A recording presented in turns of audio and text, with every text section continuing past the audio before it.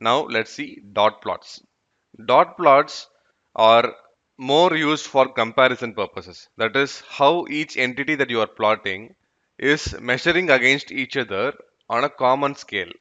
Now let's see an example with MPG itself. This is the MPG column of empty cars. We have seen this.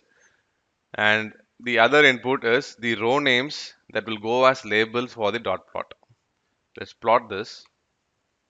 What it shows is how much is the mileage of each of the car models in empty cars dataset. These plots are plotted along the same scale, but it is sort of harder to compare in this format. So before plotting, let's do the sorting of the empty cars dataset based on MPG. But while you sort, make sure that you are sorting the row name as well. So the right way to do it is,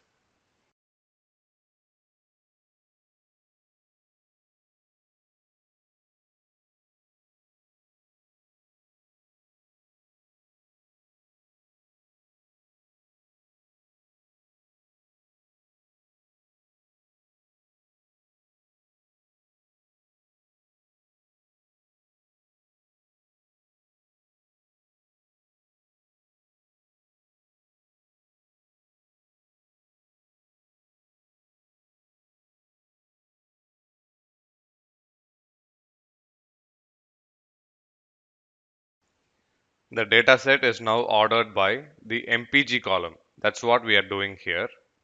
Now do the dot chart of MPG column with labels as row names of empty cars too. You can now clearly see how the cars are stacked up against each other with respect to mileage. Now we know that all the variables in the data set play some role in determining the mileage of the car.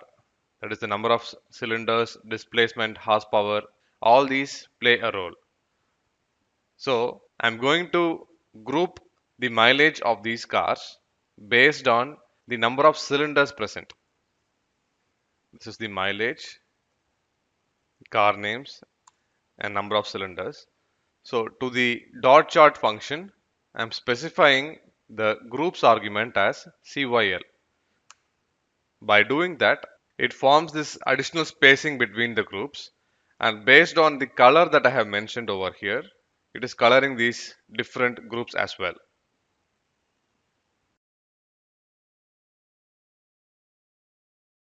Now let's see density plot. What is a density plot? Now you have a histogram where the frequency distribution is shown as bars basically. Now if you want to approximate it and draw a distribution, smooth distribution line, you can use the density function for that. Because I have turned off the axis and stopped print title and the x-axis labels, it is plotting like this. But if you want to have a full-fledged density plot, do something like this. Now, if you want to have the histogram as well as the density in the same plot, you can do that as well. Just call par new equal to true right after the histogram and then plot the density. Another way is like this using the lines function.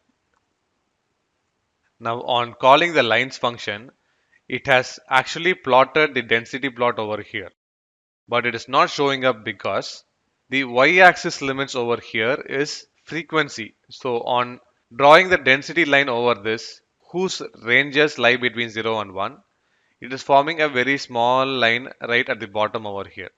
So to get it in the right way, you need to make probability equal to true in hist function so that your y-axis lies between 0 and 1, and now draw the lines.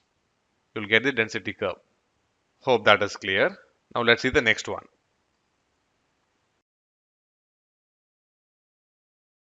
Alright, now let's do a mini challenge. So here's the challenge for this video. Try it out in your R console. I will show you the answers in a few seconds.